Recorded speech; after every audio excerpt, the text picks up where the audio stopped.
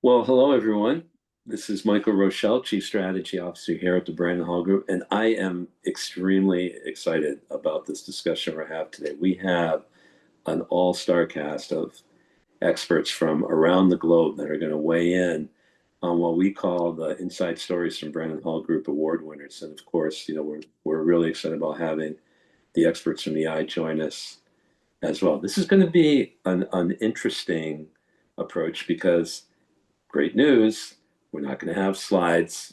We're going to be talking through real issues, real time. It's going to be super exciting. So I want to really encourage you to ask questions in the chat.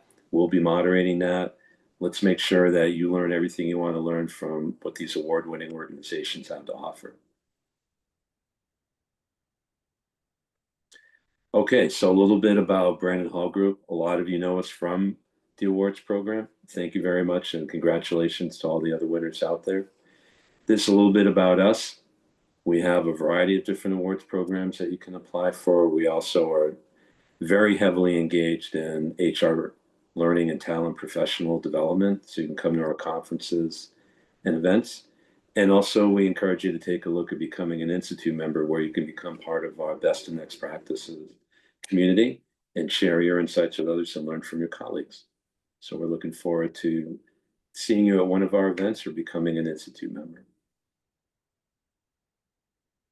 Okay, so a big hearty thank you to EI, who is the sponsor of this roundtable today. And it's an exciting company. As you can see, EI at a glance, we're talking about one of the best organizations in the world when it comes to doing what they do. I mean, the numbers speak for themselves, and we're super excited about having Rowan as well, who's from the EI team. We'll be able to share her unique insights as well. So thank you, EI, and welcome, Ro. Thanks, Michael. All right.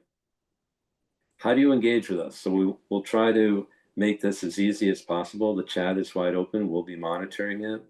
Just throw in your questions and we'll make sure they get answered. We also will have a recording and handouts if appropriate. There's some great thought leadership that you'll be able to download from EI, so look forward to those handouts. And also feel free to create your own discussion within the chat. You've got a great community of colleagues that are joining here today as well. So let's chat it up. Let's get some answers going. Let's get some thoughts. And we look forward to it. And again, the polls, we'll be launching 5 polls. Will be great questions directly to you. Let's see what you're thinking. And then we'll get our panelists to weigh in as well. So it'll be highly interactive, fast-paced, and looking forward to it. Okay, so what are we covering today? So we're kind of dividing this all up into themes that we'll be going through. We've got the adoption and engagement. So we'll be talking through what that is, and we'll be telling some great stories, some torn from the headline of the award-winning organization, to talk through that. We'll be talking about the design and innovation. How do we go about making sure that we created these programs and what level of creativity and innovation we showed. And then, as we all know, nothing is ever a smooth ride when it comes to change. So we'll be talking about overcoming challenges, scaling, getting the organization on board with all of this. And then, of course, you also have to make sure that we have a powerful ROI, got to align with the business, got to show the business case for why we're doing what we're doing. So you'll be hearing from award-winning organizations through all of these areas. Pretty exciting, I think. Okay, so who is our group of experts? So we'll just have everyone introduce themselves now. I'm Michael Rochelle, and I'll be your host and moderator, and we'll just go in order and have everyone introduce themselves. Thanks, Michael.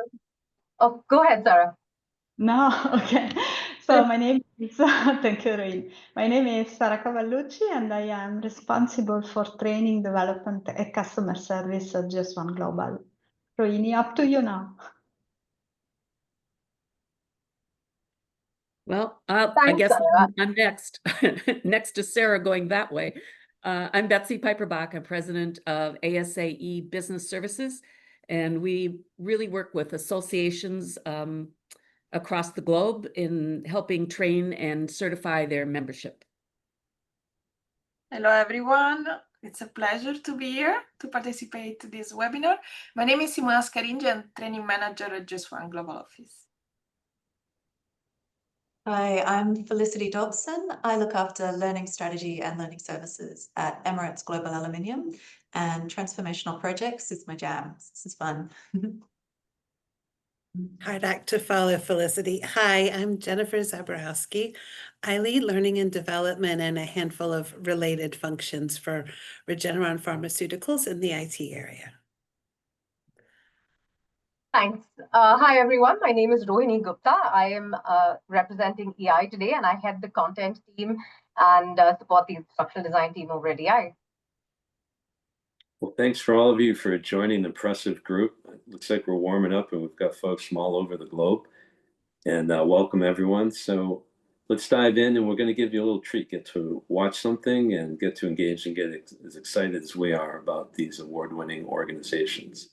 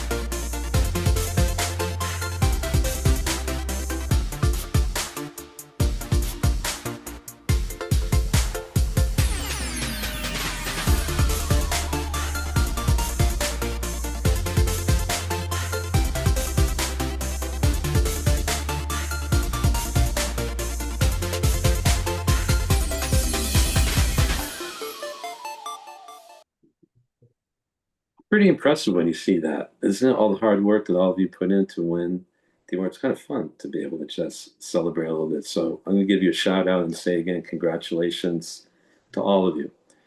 Okay, and congratulations to EI. Are we ready? Let's just jump in. So let's throw up our first question for the audience. So what we're asking here is, and it's kind of interesting, so it's the inside scoop of what you think is, what's the one key ingredient of an award-winning program? So we're going to let you all just kind of weigh in, and then we'll check and share the results.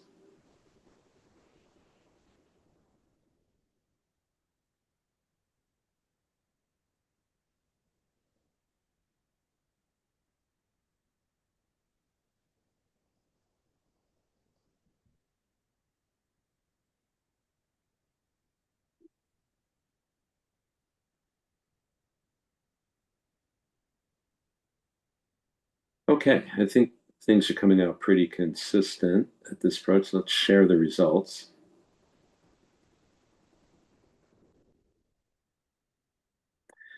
What's interesting, the one key ingredient of award-winning program is learner adoption, about 43%.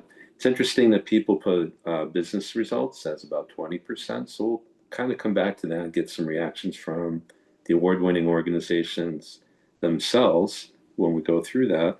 How does the panel feel about these answers? When you were putting together your programs and submitting for the Brandon Hall Group Awards, how did you look at this as far as these 5 dimensions? So if I can start, the conversation, I think adoption, but also engagement are key in, the award process, because, we have creativity, we have innovation, but if people don't adopt learning, training modules, courses, stay engaged, the impact can be limited. And also at GS1, based on our experience, we have seen that adoption grows when you connect learning to the business needs, to the challenges, to the daily work. And also engagement comes with this. So this is, from our perspective, what makes training programs like award-winning courses.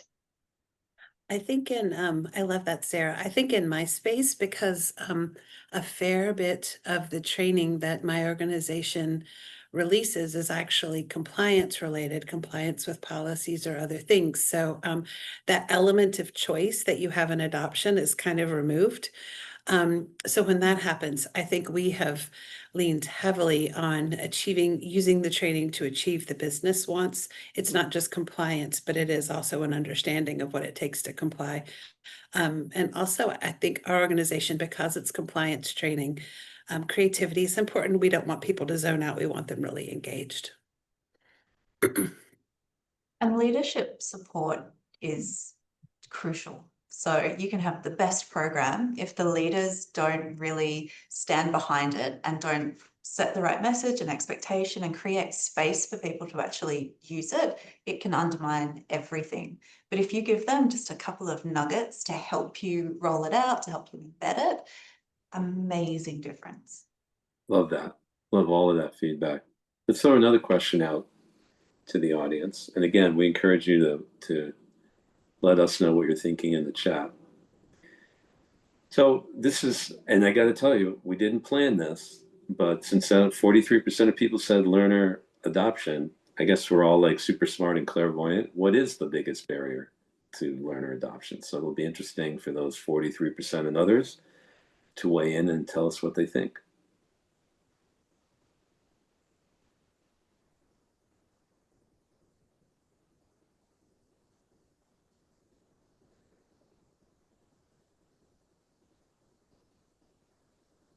Okay, let's share the results with everyone. And it looks like, I'm just going to call it even on the first three.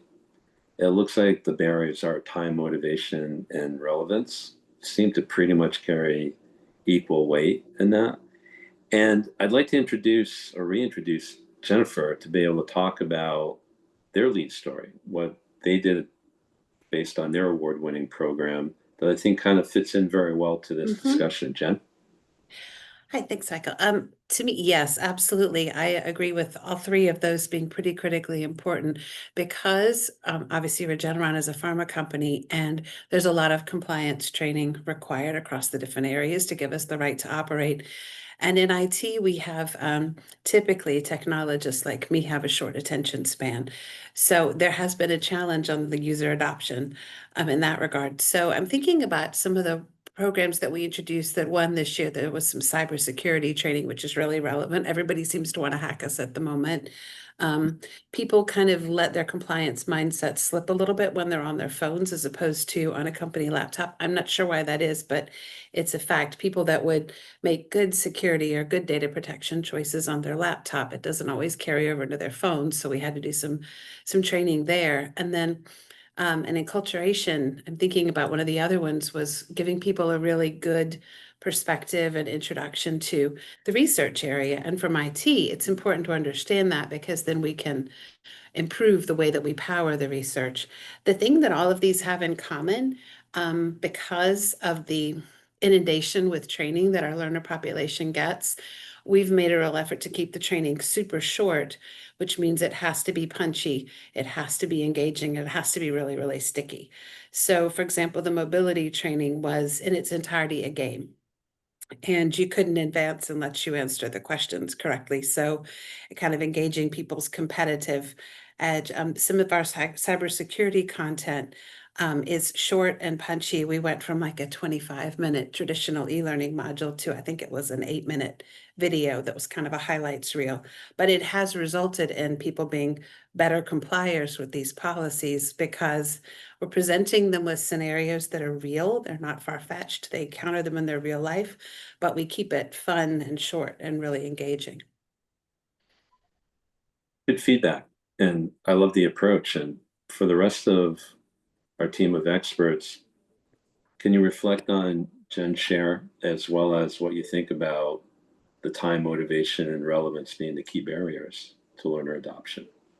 Yeah, I think I'd like to talk to that, Jennifer, in that you said that it didn't transfer to phones, right? So people aren't motivated to take training unless they know what they need to know. And Yes. unless if you don't know it, you're not going to take the training. So some of it is trying to help them understand, here's the need, right? And then you get the motivation to take the course. Or if it's I think that, compliance, then looking at like, what is the burning platform? You know, you have to do this, but why do I need to care? And I found that creating a bit of dissonance and actually like shocking a person really, really helps. Like, I thought I knew this, so I didn't need to care, but wow, I was wrong. I better pay attention. So yeah. I think I from love from an instructional design and a developer perspective, Jen, everything you said, the projects that we worked on, they tackled time, motivation, relevance through focus seat time, through gamification, storytelling. It made the policies and the research and the science immediately relevant. But I think to some extent the real innovation also was designing, keeping in mind that these could be barriers to the adoption, was important, as important probably as designing around the learning cohort, the content, and the learning objectives. So I think, again, just from a developer and instructional design perspective. Love the feedback, and learner adoption is elusive. So I think we'll be able to talk a little bit more about that. There's some great info coming in from the chat. I just want to bring up one point is Dee was saying that time and motivation can go hand in hand because some learners are so busy that when they do have time, they may opt for something other than learning something. So there is that mind share challenge that we see as well, where we're not just competing for learner time, we're competing with their time as employees as well. So great feedback. Let's jump into our next question.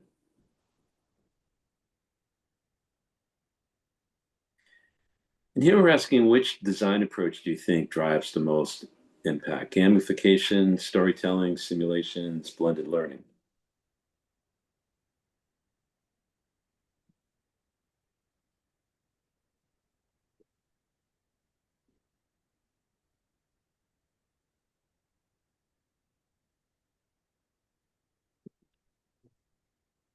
Yeah, I think we can share the results with the audience.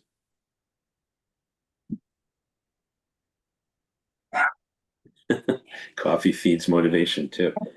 I'm with you, Karen. I can't imagine a day without espresso. So great comment. So it's interesting. The design approach, again, there's a nice mix. I hate to say that there's, a clear winner and or losers. Is that it's really great to see that people are kind of thinking about it. And right, Veronica, it's like a blended approach. Storytelling sneaks out a little bit higher than everything else, and let's talk about that for a bit and kind of share some thoughts around that. And so, Felicity, you've got a great story for one of the other areas that were important too, which is gamification. and I think we can probably cover all of these things. So it's really funny that we won the award for gamification because honestly, gamification gives me the ick. Like it's at face value, it is That's a technical term, by the way, in learning it's the technical term, but I just hadn't really seen a lot of really great, like natural fit gamification. So with our entry, it's the ethics maze. It's also a compliance module. We run it every year and it's mandatory, and adoption for us wasn't a problem because we have it linked to our bonus system. So people were very incentivized to do the course. But what was really disappointing was that people just weren't engaged and they didn't value it, which meant that it kind of overflowed into they weren't valuing the topic or the service that the ethics team were providing either. They found it really dull, it was too long, it was a lot of heavy reading, and we've got a lot, in fact, most of our employees are not native English speakers, and a lot of them are not really comfortable with a lot of reading. So this module was taking a good 40 minutes each person, and if you multiply that out by 7,500 employees, that's a significant amount of time that we lose from production because we're a manufacturing company. Having people on the tools is really important. So for something that people weren't valuing and we weren't seeing the benefit of, it was a big sink. So we had a very motivated customer who really wanted to try something new, and that was fantastic. And when everyone floated the idea of gamification, I put aside the ick and we looked at what are the components of this? What does it really mean? And we ruled out a couple of the regular sort of mechanisms for gamification. So leaderboards, it just didn't feel right ethically to be ranking people and then publicly showing the people that are maybe deemed to be less ethical. Timers, that really sent the wrong message about rushing ethical decisions. So instead we thought, what is it that serious gaming, which is awesome, does so well? And then we focused from that on storytelling, which is great that people appreciated that too, immersion and choice. So we built the Ethics Maze, which is an animated first-person game where you're given real case studies or real scenarios. It doesn't feel like scenarios, though. You're just thrown into the situation straight away. And you need to, it's based on real cases from within our business, but also the wider region. So it was very relatable. And people needed to then choose their own adventure through these animations as a playing character. So confronting a bully, advising a colleague who was about to knowingly or unknowingly commit fraud, that sort of thing. They had to choose either the best, a good, or an incorrect response. And based on how they responded, they were either taken deeper through the scenario and given richer feedback the further they went, or if they nailed it first time, then they could finish this in as short as 6 minutes. So the people who really needed the support were getting it. Everybody was compelled to find out how it finished. And we saw a really good uptick in people approaching the ethics team. So that was the main goal for the behaviour change that we had, was that people would actually realise the best course of action is just to sit with things for a minute and then ask for help rather than assuming that it was no big deal. And so we really saw that change happen. And then because we could actually fast track people who didn't need this because they've done it every year, we could get them through it so quickly. We actually saved thousands and thousands of hours of production time, really just by avoiding the gimmicks and instead holding the mirror up to people and encouraging them to have independent thought, but engaging them enough that they want it to get to the end. That's a great story. And you've actually got a follow-up question. So Eric's asking, looking ahead, do you see gamification becoming an even stronger driver of motivation and performance in L&D? What are your thoughts around that, Felicity? I think yes, but again, I would caution on really think about what it is from the gaming that you want to use as your tools. So if you think about it as all of these things, as optionality, as giving people choice, giving people a chance to explore and experience consequence, so almost getting into sort of simulation, then I think it can apply to everything.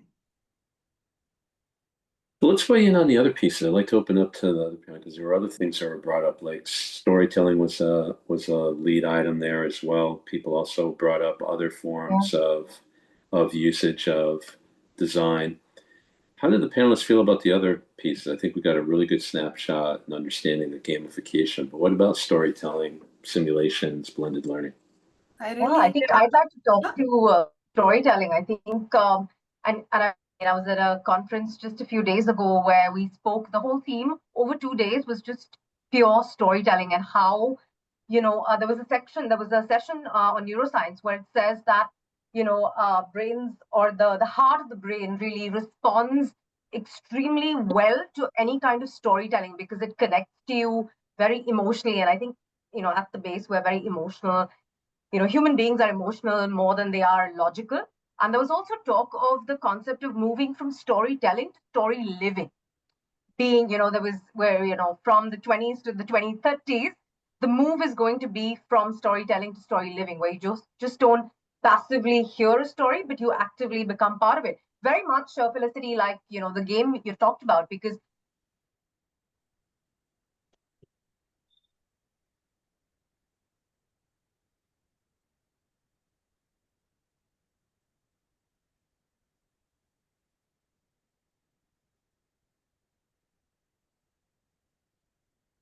I think we've lost audio from you. Yes, no, it's bad. And you were in the right in the throes of making an incredibly great point. It always happens that way.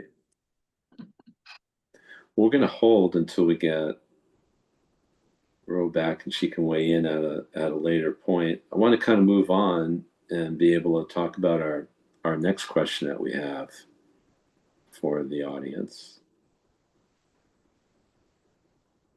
And maybe that'll give Rose some time to be able to get back so she can finish her point. Yeah, sorry, is this, I don't There know we what go. happened. Okay. Perfect. No, I was just saying, I was trying to end that with saying, story living as a concept, interesting. And I'm sure the panelists would love to talk about it as well. And I think Felicity, the game was a great example of that.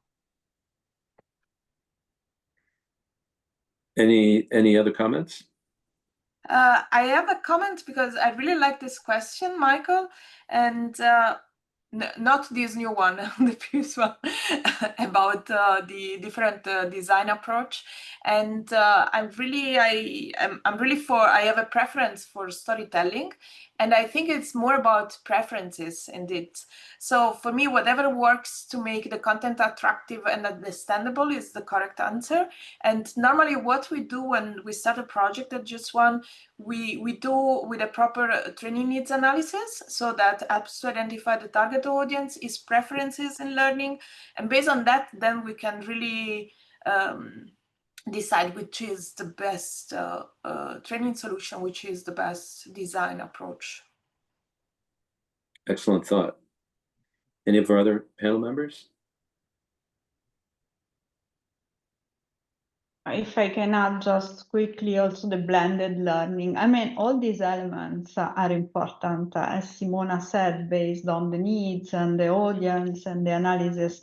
But I would like to spend just a few words on the blended learning. I think this is very important because it always offers, the learner to learn at their own pace, but also the interaction, so the opportunity to learn from each other, something to consider when we design our training programs. We've got some time for some general Q&A, and I think we've been doing very well along with the panelists themselves being able to answer questions. I've got an interesting question for you, so we can kind of take a cosmic break between sections. When you were putting together your award-winning programs, like how much change management did the organizations have to go through, and how'd you kind of lead that change? You would think, I can pop in quickly, you would think Regeneron as a company is extremely innovative. We invent medicines. We were one of the first to do gene sequencing, things like that. So our scientists and our technologists really love to innovate. But when you're introducing behavioral change, sometimes we behave like the Titanic a little bit. It's a really slow turnaround. So, for example, the security training that we released last year was a precursor to what we're doing this year, because there's kind of a 180 in our approach to security and generally. And it felt important to kind of set a foundation and start shifting minds. And we take full advantage of things like October Cybersecurity Month. If you didn't know that, you do now. And we support the training and the policy release or policy tightening, whatever the case is, with a lot of communication, little quick and sometimes very funny videos, and other parallel kind of security trainings to just get people in the right mindset. So when the policy training comes out, it doesn't feel like it's out of the blue. It feels like we've kind of been warming people up to it. I think Great points. for us, and you haven't heard my story yet, so it's a little hard to say, and this is what happened, but my division is the for-profit subsidiary of the American Society of Association Executives. And we have a learning department, but this program came out of the business department because it was a business need. So I think the fact that it was coming from a new group and trying to blend it into the learning program was a change that our learning department had to, figure out what to do with, and found it worked fine, that there were really other parts of the company that could be creative. And I have to admit, this is not a promo for EI, but they certainly did drive the change for us because the program was so different than what we usually have. Let me jump in. There's a question that actually did get asked for anyone that wants to jump in on this, and then we're going to keep going, is And I think it's one of the best questions. It says basically any guidance on getting leadership buy-in on everything they talked about. How did that play into your efforts and having what turned out to be an award-winning program? It's something that we use just once. So learning buy-in, leadership buy-in for us is very important, and also in the one of the programs that we will touch later on. But the leadership buy-in, the way we get is that we start with a pilot. And then we show the benefits of the pilot in terms of engagement or results or the community involvement. So we are a federation of 120 member organizations, all different size, level of maturity, and different needs. So for us, the ROI is the engagement level and the learning satisfied. This is what we do. Basically, we start with the pilot. We show the benefits together with our community and the experts, training experts in our community, and then we scale. So I think it's a smart way to get it and to share that things have an impact, they work, there is a return of investment in many ways. Excellent. And for us, a big part of that is engaging early. So before we really start designing, we engage with the leaders we know that will be difficult or that we really need support from. And we align and get agreement with them on what is the impact we're trying to achieve with this, so that it's business speak, not learning person speak. That makes a huge difference. And then they get to create the KPIs for us, which is one of the most difficult parts, is because maybe we don't always speak the business language as well as we should. They can give us like the hard numbers that they're going for, and then that gives us something to ensure that we cover. And then as we are rolling out, get them to be the champions as well. So give them the credit for having a lot of involvement in this and helping shape it, and then giving them their own set of resources on how to speak to this and how to support it. I found is really helpful. Great feedback. Thank you. Let's launch the next question for the audience. And this is where we're kind of getting at the overcoming challenges and scaling, which is the reason why I asked about change management. So what is the toughest challenge in scaling programs? Let's launch that question to the audience.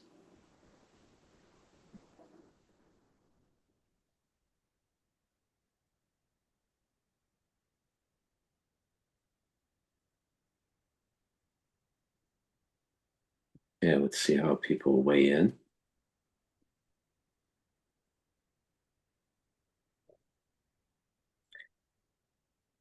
All right, let's pull down and share the results.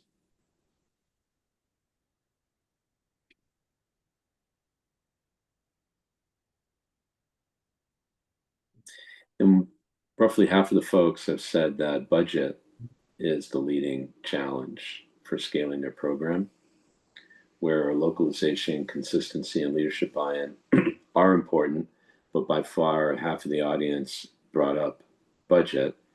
And Simone and Sarah, you've got a good story about what it takes to be able to scale, and we'll be coming back to talk about what the impacts are on budget and how we can make that less of a burden.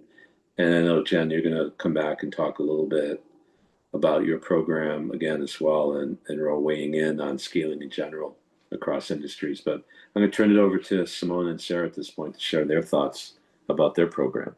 Yeah, thank you, Michael. I'm quite surprised about the answer, because I found it a little bit in contradiction with what we said about learner adoption. But I'm curious to discuss it further. I will introduce our story, our program, and I will let you then, Sarah will introduce it, and then as you started to talk about leadership buy-in, I will let you go on. So I'm very delighted to present one of our winning projects, which is building AI capabilities in training. So this program was related to a new global strategy that we launched a couple of years ago. and is strictly associated with innovation. That is one of the focus areas of this training the global strategy that we launched. So we believe that it was a necessity for growing to explore the AI opportunities, and we did it in collaboration with our trusted training partner, AI. And it was something very new for us, so we didn't know from where to start, and it was really critical to have a partner on that. So what we did also, we involve the entire training community at GS1 and ensuring that we had a solid foundation for getting started with AI. So this is the name of the guide, PDF guide that we released after providing 2 training sessions on AI, the basics and the AI application landscape. So, and now we are kicking off phase 2, focusing on prompting and content creation effectiveness. So the journey doesn't stop. We go ahead, and I will let Sarah to add something on that. Yeah, so I see the budget is considered a challenge when scaling programs. Again, back to my point, because at GS1 we really follow this approach. We pilot, so we explore, we pilot, and then scale. This is what we have been doing with this artificial intelligence in training project. So we wanted to create a common baseline. Again, working from a global office in an organization and a federated model with 120 member organizations can be challenging, but we wanted everybody to start with a solid baseline and then evolve. So this was the first phase. And we got the budget and the leadership buy-in for 3 main reasons. So we were upskilling our training experts on a new technology that is shaping the future of training, artificial intelligence. We know this is attractive for everybody. So the creativity also came with it. And the third one is the efficiency.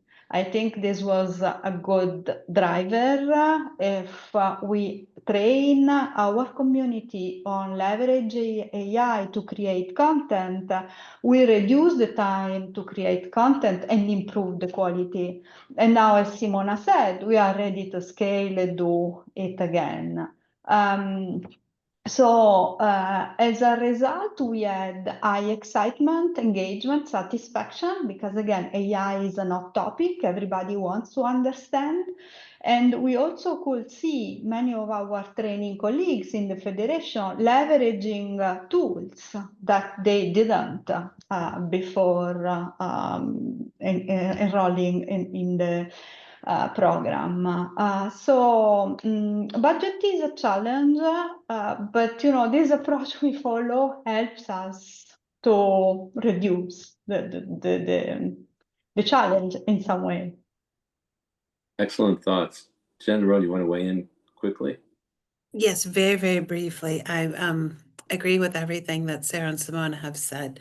I think that in our space, we have a little different set of challenges when we're scaling, because we have the same compliance requirement that's a certification every year.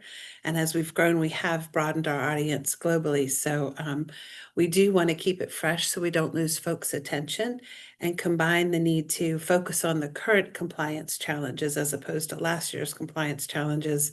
And then also, be mindful of the fact that not every type of learner population is the same. There are some local requirements and things like that. I'm always very grateful for EI's help making sure that we're kind of addressing the most recent compliance concerns and being sensitive to the local audiences. Well said, Jen. I think what I'd like to say is just, you're right, there's a lot going on. You have to balance. So scaling to me is all about, balance. It has to balance, budget, consistency, leadership buy-in, all of that good stuff. And, at EI, we work with more than 26 industries worldwide. And it comes, with its own compliance demands or technologies or learner expectations. I think the great lesson to learn from the GS1, example is that you don't always have to start something big. It can just be, something small and meaningful that is transferable across contexts, right? It has to, be meaningful and relevant. I think that's that takes care of all of the rest. Excellent. So we're going to launch our last question in the audience, and I think it's our hardest one. So you'll see why. What do you think judges value most in award-winning work? So everyone gets to be a judge now. Let's see what people think. Whoa, Oh, wow. we have a very smart audience today, Michael. Yeah, without any prompting, I think I know, right? everyone could win an award in the audience with these results coming back. Hint, hint, not to skew the results. Okay, let's pull it down and take a look because I think it's pretty clear.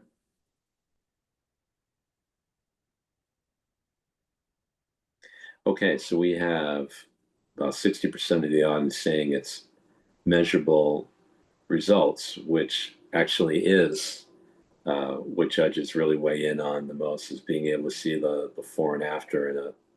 And Betsy, your story fits in well here with Governance 101, aligning with leadership transition. So why don't you take it from here? Okay, thanks, Michael. For us to have built this, it was because of the need that we saw. ASAE certifies CEOs and executive directors of associations, as well as meetings people and employees. But there was not a place to train support for the CEO's governing responsibilities. We have CEO programs for the CEO to bring their chair to. We have lots of those programs. We repeat them every month and they fill up every month. So we saw the need, but what we weren't having was a place where people could learn how to support a board or how to be a board member. Each CEO would have to train its own board. How do you, as a CEO, tell your board, you're not allowed to talk to my staff. You only get to talk to me. So we felt that if we could get a third party to go out and train the board members, the new board members, that would come across appropriately in a way that they could use on their own time. Because if you think about it, each board member is a volunteer. So they're not being paid for an association board. They're coming off their own time, and we want them to learn how to be a good board member. So this was built to be efficient, delivered in a timely manner at your own time and space. It's 4 modules. You can listen to as much as you would like of it and put it on pause. It's interactive, and the storytelling part it's the actual CEOs telling stories about working with the board. And many of the stories are the traumas that have happened with working with their boards, which certainly brings the interest, right, in the story. And it's the real people. We have the actual CEOs being screened. So the scalability it's going to be virtual. It's not going to be in person. The motivation to do it is you get certified. It's a continuing ed credit towards your certification. There's a micro credential, so it got people to want to come in. I think that the learner stories are really what we hear. It's interesting to hear from the CEOs what it's been like working with their different boards. I think it's very engaging. We have some gamification, not quite as much as I think it was Jennifer's gamification, not quite as much, but it is things that are interactive that make people interested in continuing to move down the path to finishing the course. Let's get the rest of the panel to weigh in, and thanks. That was really super insightful, and you packed a lot in there about what I think is a great theme when we're talking about measurable results. For the other award-winning programs, how do you feel about the measurable results leading the discussion about what judges value the most? I really appreciate that the judges are focused on that, Michael, because I think it gives us a little bit of a business case that if you will invest in this training and put budget into this training, it's, people are going to have to comply with taking the training. But when we can show results, and then we have wonderful Brandon Hall Awards to show that we've shown results, it's a compelling case to keep doing the training that way. We've seen particularly just stunning results that the technology alone and communication alone would never have gotten, for example, in improvement in compliant mobility usage behaviors, people basically sticking to the rules we've asked them to. And the evidence for that is when you go to the SME and say, okay, last year you had us focus on these 2 or 3 things where you were seeing non-compliance. How's that looking this year? And where do we need to focus? And we've actually been able over 3 or 4 years to move to the point where now it's just a reminder, hey, we've told you about this before and you're doing a good job complying. Please keep doing that. So it's completely changed the nature of the training exercise in that particular policy, but it's not just that one. So I think we've had the focus on the results and having that as kind of part of the communication that we're having with subject matter experts and leadership has really helped.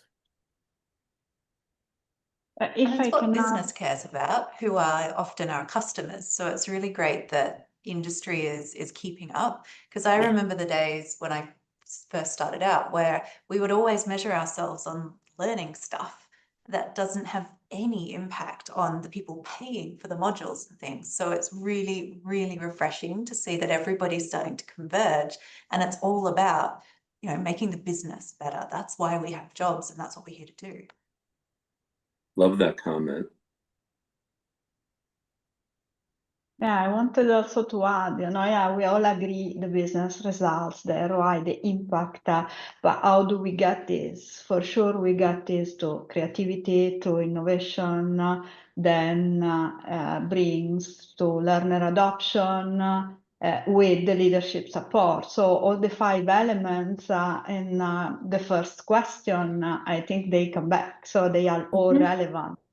Now the business results prove the impact that they are measurable, but all the rest contribute to the, the balance. How does that balance take place? Just expand on that a little bit more, because that's an intriguing comment.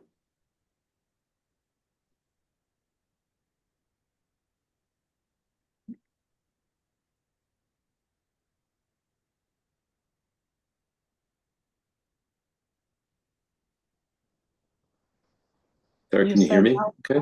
Yeah, you said how the balance takes. You brought up balance. And it was an intriguing comment. Just wanted you to expand on that.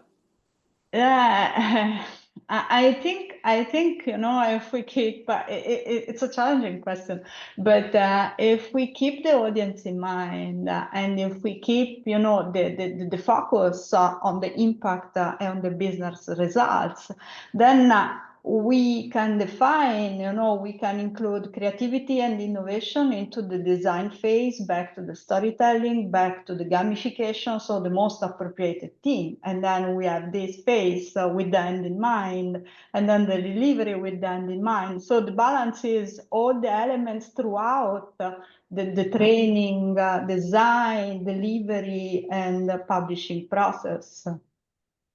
I love that. So I put in the chat what I'm going to ask the panel, so people could get a head start and not have to remember the 2 questions, although I think they're pretty thought-provoking.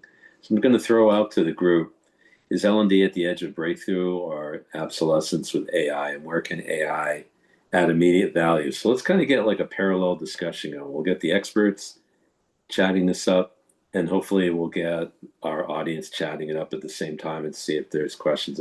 Adam already weighed in and said trick question. Like, yep, those are the hard ones. These are the hard ones now. These are the hard questions. So I'll open it up to our group.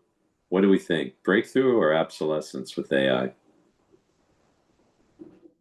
I think where we are think today, it's definitely a breakthrough. It's so early in the adoption.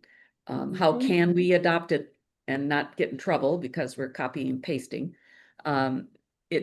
Certainly AI is on demand, right? Go in, get your answer.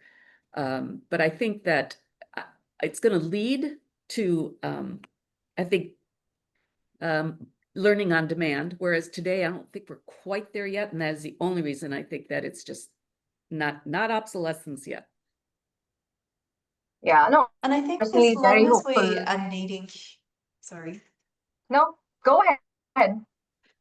As long as we need humans to do things, human touch is always going to be important. So our job is to learn to pilot this as best as we possibly can to make it as efficient as possible so that we can really get to the good human stuff and make that as valuable as possible. So for us, there's so many ways that we use it already to create media faster, to be like a sparring partner when we're ideating, for people to get answers on demand, to filter all the noise. But then we use all of that to really touch the people and then have meaningful conversations with them about what they learned and what they're going to do with it. No, I couldn't agree more. I completely agree, Felicity. You do still need the, human touch. I know it can make music, but you need someone to still play for you, right? But I'm very, very hopeful about AI, even though I think it's, in spite of all of the big exponential change, I would say it's still early ages, like Betsy said. But I do think it can do a lot for the L&D landscape, from personalized learning paths to, that adapt in real time. I think that would be just great. Also, being able to integrate coaching moments into learning just exactly where it is required. I think that's something it can definitely, support on. It can also weave those coaching moments into daily work, get that just-in-time learning when you need it, immersive simulations that kind of feel alive, just like story living, really, right? I think AI will give us the chance to move beyond that check the box kind of training into something very dynamic and meaningful. So I'm definitely on the breakthrough side of things and personally very hopeful. As the IT person, I feel obligated to also jump in a little bit here. When I'm coaching folks about AI, I usually tell them to think about it as an absolutely brilliant 12-year-old intern, because it's the capabilities and the brainwave and the horsepower is tremendous. But it's like, one of our kids who doesn't necessarily have a great grip on everything in the real world yet, and it makes a fantastic servant. It will be a terrible master. So from my perspective, particularly given, my place in the IT organization, I find it's not just how we're going to incorporate this into the learning, because it's incredibly powerful, and I'm definitely on the side of breakthrough. But we have a role to educate others in the organization how to use AI like a brilliant intern or like a good servant. And even in a company as tech savvy as ours, we're still seeing not everybody's comfortable using AI yet. So I think the first order of business for me is going to be focused on getting people comfortable with what it can do, and equally importantly, ethical and responsible use of AI. Yeah, I think Yeah, this is. Go ahead, Sarah. I was going to ask you actually, do you want to, you folks had particularly that AI workshop they did. I didn't know if you want to share some insights from that. Yes, so it was really a program with offline and also workshops, live workshops in training. So the use of AI in training to create training content. And as Simona said, we are now scaling and improving and having a new phase about this. But more than that, we are applying the same approach, framework, to another key area for our member organizations, which is customer service. For sure, with a different framework, different approach, not focusing on tools, but applying to training, applying to customer service, there are specificities. But it was very successful. And in all honesty, based on my experience with this project, also led by Simona, I like to see AI as an accelerator and also a super connector, because it helps us to connect people, data, business, so everything in an exciting way. And it's also, we need to think about what we have. When we deliver a session, we prepare and deliver a session on AI, we have a big audience, because it's a hot topic and everybody is curious and everybody wants to learn on a different levels. So it's also something that brings people together, because people want to, back to Jennifer's point, there is a need to educate all of us on the use from different areas and perspectives. But again, I like to see this as an accelerator and a super connector. perhaps. This is my perspective based on the very positive experience we had with our training program.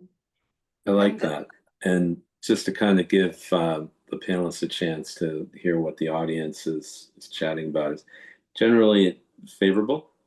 People are weighing in. It's a breakthrough. I think some great points that are being made. It's kind of a consistent point that we have to balance HI with AI, get that comfortable balance, what that means, to make sure that we get the most out of AI. So that's good to see that we're not thinking it's we're on the age of obsolescence, but rather on the age of breakthrough and innovation. So that's pretty exciting. So I know we're getting close to the end, and just wanted to kind of summarize some of the points that were brought up, and also for the audience to ask any last minute questions if they'd like, or offer comments. But you know, being Brandon Hall Group and being the host of the awards program, you know, it's all about winning strategies, and those aren't easy to do. I mean, we talked a lot about design, creativity, learner engagement is necessary, motivation, all of those things. You can't have a great program without great learner adoption. We know that, and it was mentioned in the chat as well, that ROI is the new 2025 business case. We have to show the return on learning. We have to make it powerful. We have to make it move individual, team, and organizational performance. But we also have to make it scalable. Maybe that's where the promise of AI is. I think we talked about localization being a promise, personalization through AI, being able to give great data and analytics, maybe take some pressure off of our subject matter experts in getting the ball rolling on building effective training.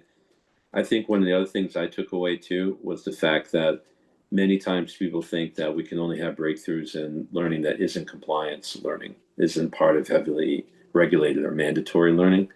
And I think you saw some great examples from Felicity bringing up gamification, you know, being used in AI code of ethics. And so we can have these breakthroughs and innovations across all areas of learning. There are no barriers, there are no silos, there are no places where we can't make learning better.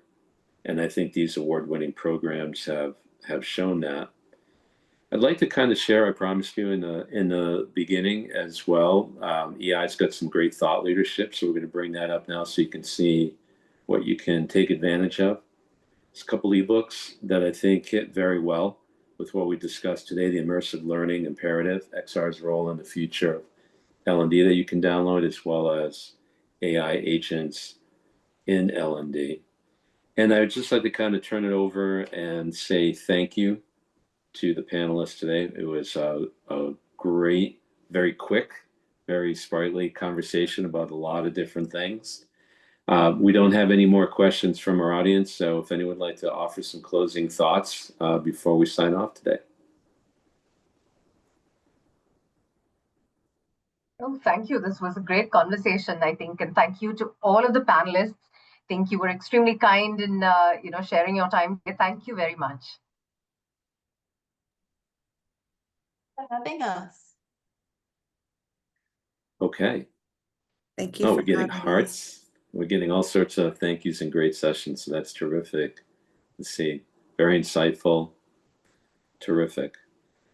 Well, again, I'm Michael Rochelle, Chief Strategy Officer here at the Brandon Hall Group. I feel privileged to have had a chance to moderate such an esteemed group of colleagues. Thank you to all of you.